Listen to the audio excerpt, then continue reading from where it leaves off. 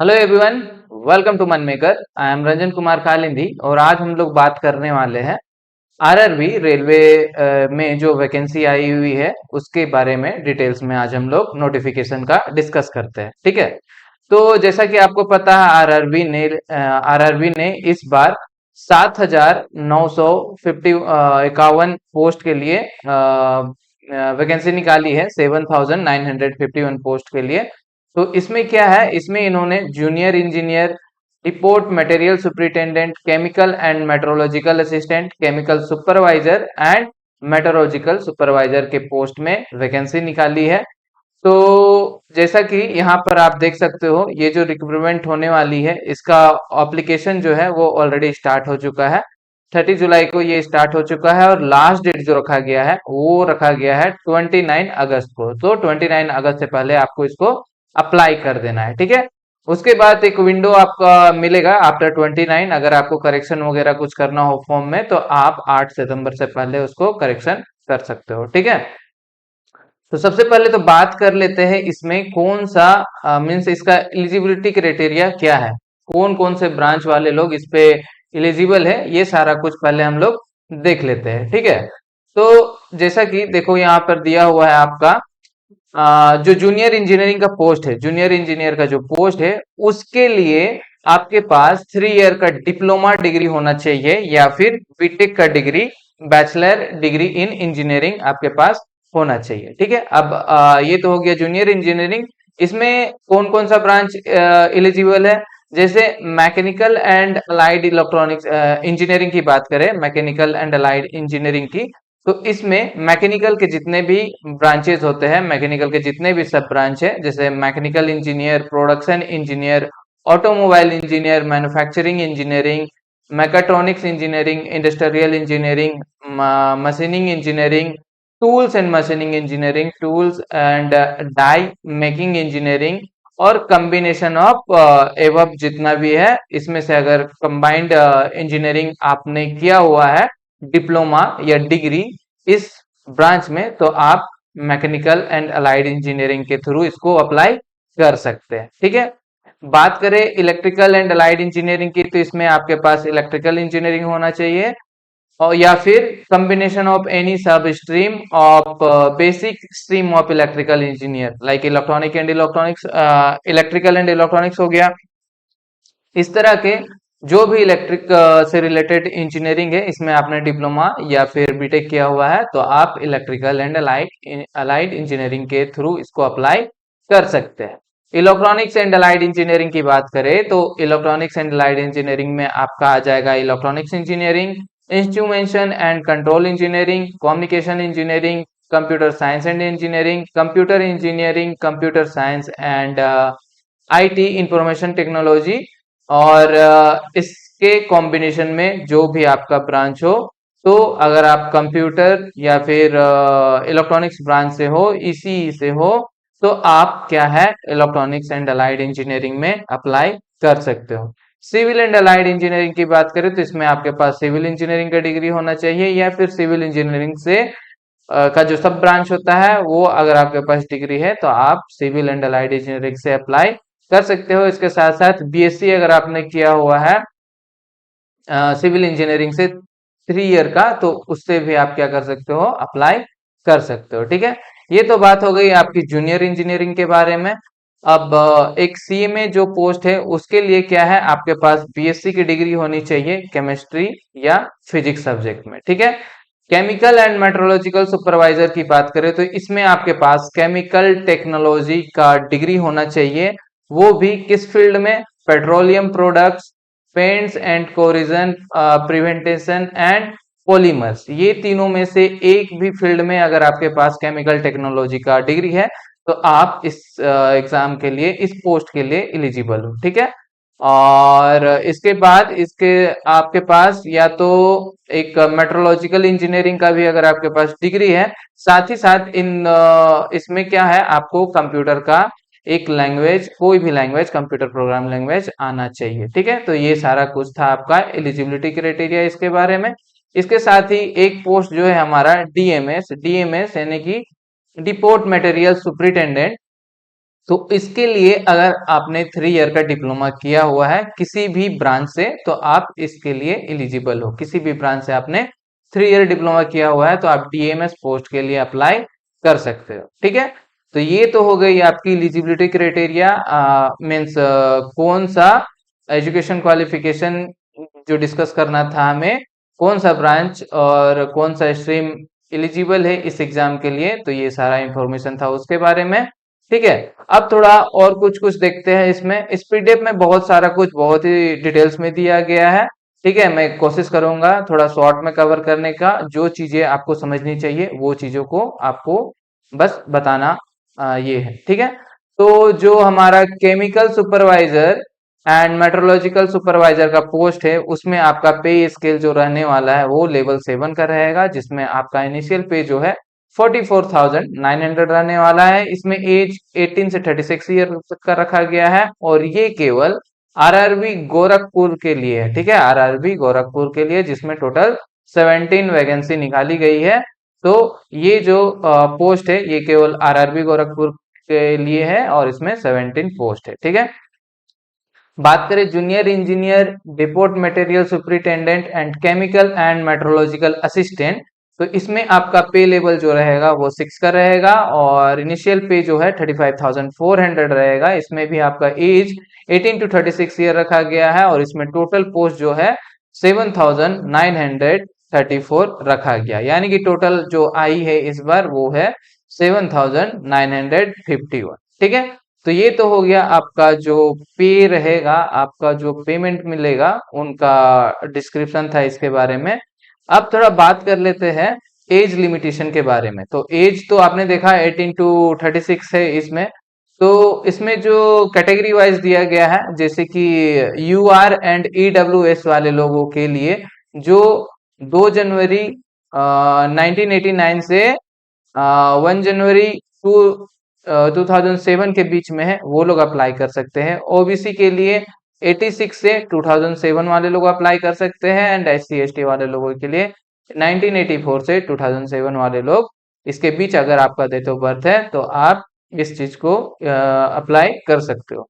तो मीन्स देखा जाए तो मिनिमम एज आपका 18 होना चाहिए और मैक्सिमम एज आपका 36 होना चाहिए। ठीक है, तो ये था क्राइटेरिया आपका एजुकेशन सॉरी एज लिमिटेशन इसमें जो रखा गया है उसके बारे में। ठीक है, अब एग्जामिनेशन फी की बात करें तो इसमें एग्जामिनेशन फी जो रहेगा वो रहेगा सारे कैंडिडेट, यानी कि आपका जनरल एंड ईडब्ल्यूएस वाले लोगों के लिए एंड ओबीसी वाले लोगों के लिए 500 फीस रखा गया है। ठीक है, 500 फीस रखा गया है, 500 है जिसमें से 400 जो है आपका रिफंडेबल है। ठीक है, आपको रिफंड कर दिया जाएगा 400 रुपीज जब आप CBT 1 अटेंड कर लेते हैं तो।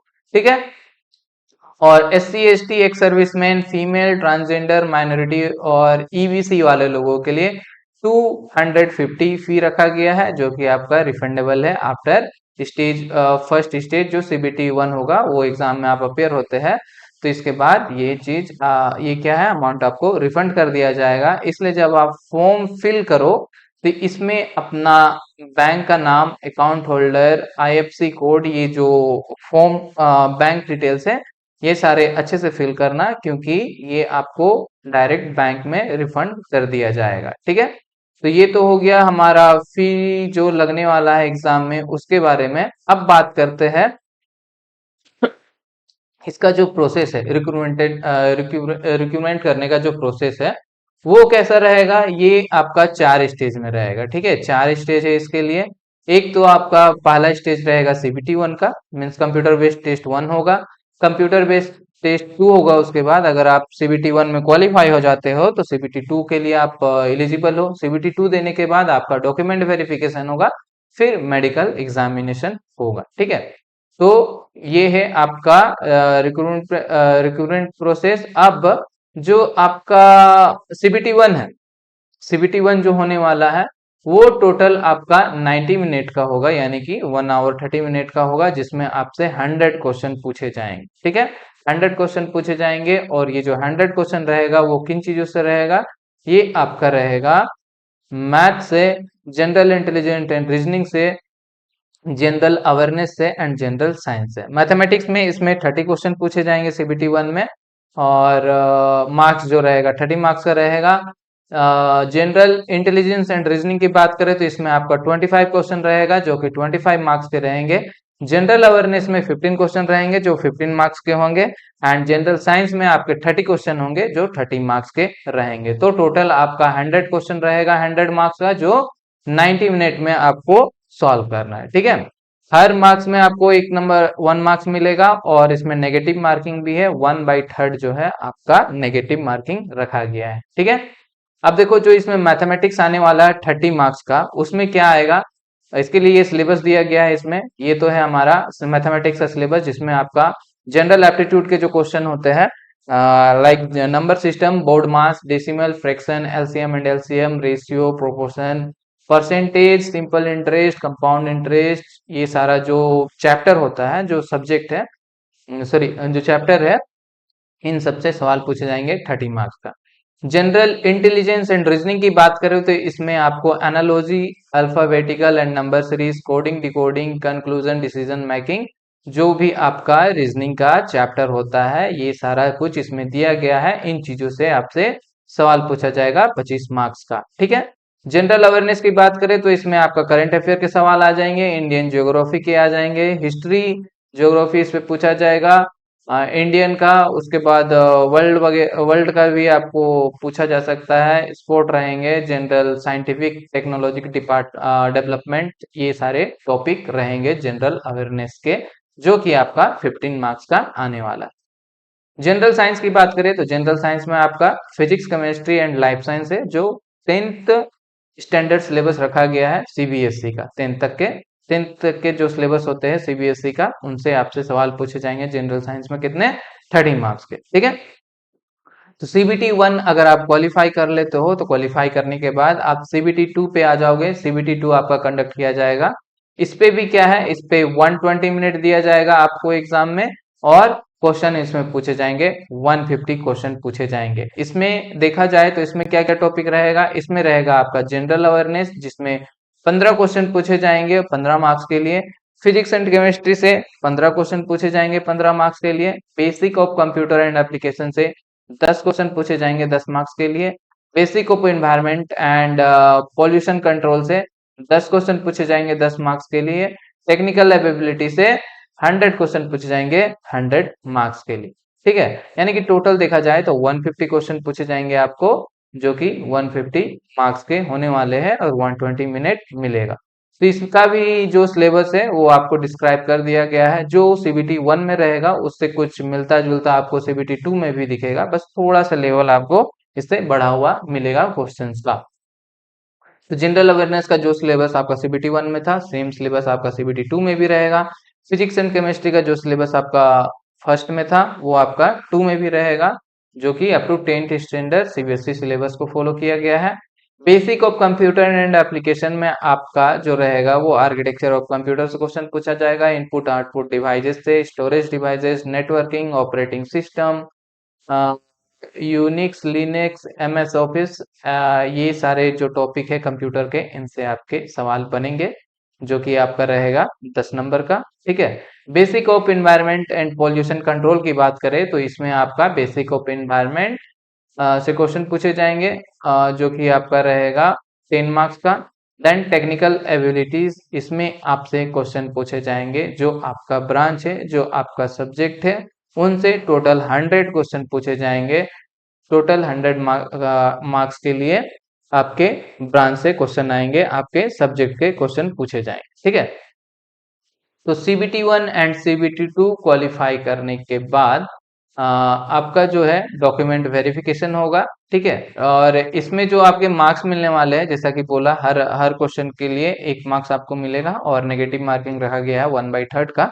तो इसमें सीबीटी 1 एंड सीबीटी 2 में जो मार्क्स आएगा आपका, वो नॉर्मलाइजेशन आएगा, नॉर्मलाइजेशन मार्क्स रहेगा।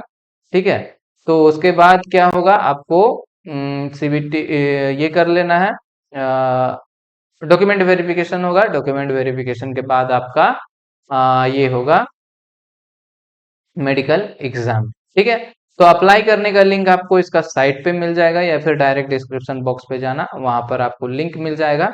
तो क्या है, जब आप इसको अप्लाई करोगे तो इसमें इसको फॉर्म को अच्छे से फिल करना, क्योंकि इसमें अगर आप कुछ गलती करते हो तो आपका फॉर्म जो है वो इनवैलिड एप्लीकेशन यानी कि रिजेक्ट कर दिया जाएगा। जैसे कि multiple application for different RRBs के लिए आप मल्टीपल एप्लीकेशन डालते हो, अपना मतलब अलग अलग पोस्ट में अप्लाई करते हो, तो इस केस में आपका एप्लीकेशन रिजेक्ट कर दिया जाएगा।